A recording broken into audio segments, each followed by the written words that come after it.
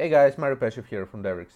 So, about a decade ago, probably even more, I worked for a media company and we were looking for someone else to join our team. I knew the requirements and I spoke to HR when I saw the job description they prepared, and it really didn't have a lot in common with what they were looking for. I mean, obviously, someone with those qualifications was able to work that job, but this would have been someone who's wildly overqualified for the job anyway. So I spoke to HR and they said, well, why are we looking for people who are extremely hard to find? And essentially, those are not really the people who we're looking for. And HR said, look, the way it works is the following: people are going to apply anyway, and we know that they're not going to possess those specific skills and requirements we are looking for, but the closer they are to this list, the better. And if we don't really have that much in common, we can at least negotiate and see what we can pull off out of that deal. So that was the first time I understood that hiring in the interviews is essentially a complex negotiation, and it's also an open negotiation. It doesn't necessarily mean that what the job description says is going to be asked for during the interview, or if you don't really match those skills, you're not qualified for the job. Now, if you apply for a senior role and you have barely a year of experience in that role, I would highly suggest you not to apply. But if, for example, the role requires 5 years of some technology and 3 years of something else, and you have correspondingly 3 years and 2 years, you may actually be qualified enough if you prove yourselves as such during the interview. And it also depends on the other applications coming for that specific job, because we've had some months submitting a job receiving over 200 applications over the course of a month. And then we have other jobs in other months where we submit a job description and we have only 3 or 4 applications over the course of a month.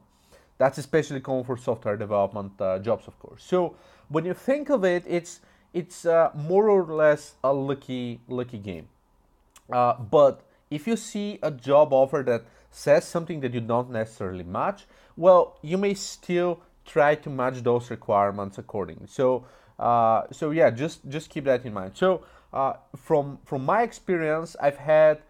So there's also one other thing to add here. So another reason that companies do that is that they know that many people are going to apply if they're approaching the required standards for the job, which means that, for example, if we need someone with, say, 5 years of whatever experience, we are going to ask for 5 to 7 years of that specific experience, and other companies are directly going to ask for 7 years of that experience. So this lets us talk to people who have 4 or 5 years of experience, but automatically discard those that have 2 years of practical experience for the job. So that's kind of how the business works. And of course, if you like the company, it doesn't hurt trying to apply there. And the less conservative the company is, the easier it would be for you to get an interview if you cover at least some of those requirements.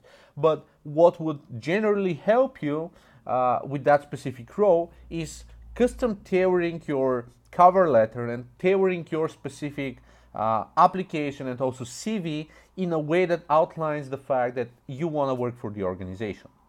Which means don't send a draft CV, don't send a blank cover letter or whatever. Just make sure that you explain the fact that you are fully aware of the job description requirements, and despite the fact that you can't prove covering all of those, you're certain that you can match that, in a couple of months at the job. And your experience is closely related with what the job asks for, and you're truly determined and committed and yada yada yada to do that.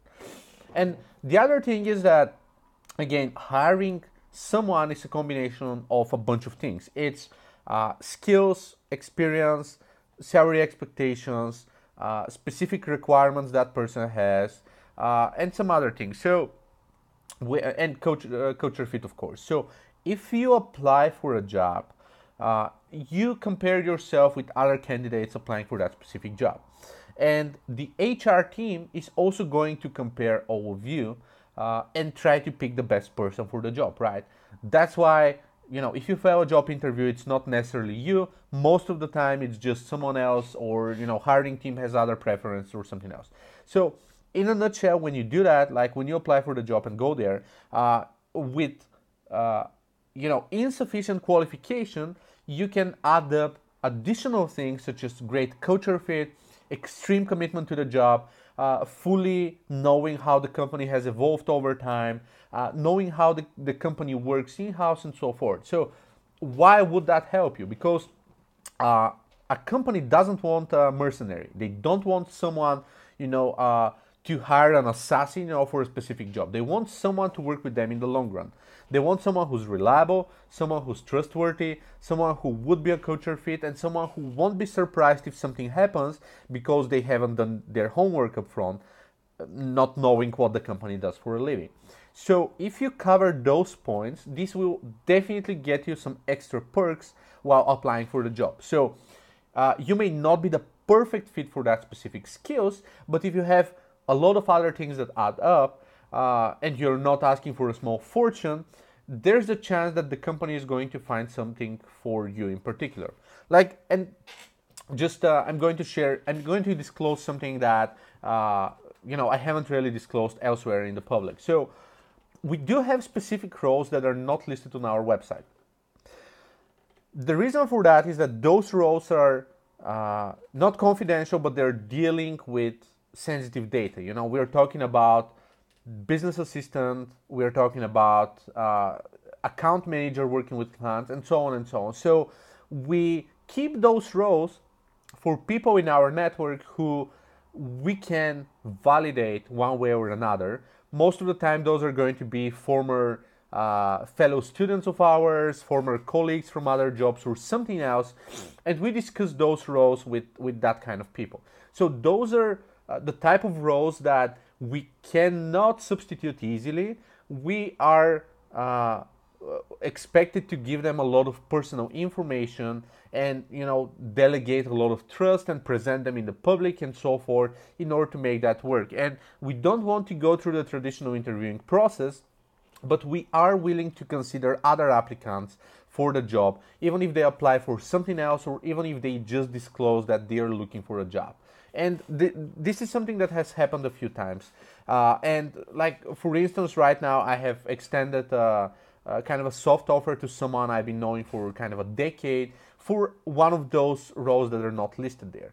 And this is someone who could have applied for the other job, but since we are relying on other factors, the company culture, the culture fit, the trust factor, the reliability, reputability, the online awareness of that specific person, or the fact that they maintain their own personal brand, they're professional, they could be trusted, they cannot afford to lose their own personal brand for that. It's something that can work out as well. And it's also something that happens with entrepreneurs. So I've had companies hiring business owners and hiring full-time freelancers and assigning them to strategic team leading roles in order to get the best of both worlds. This is what the world now calls entrepreneurship, because this is an entrepreneur who works inside of the company instead. This is an entrepreneur who can develop business plans, who can build the entire business model, who can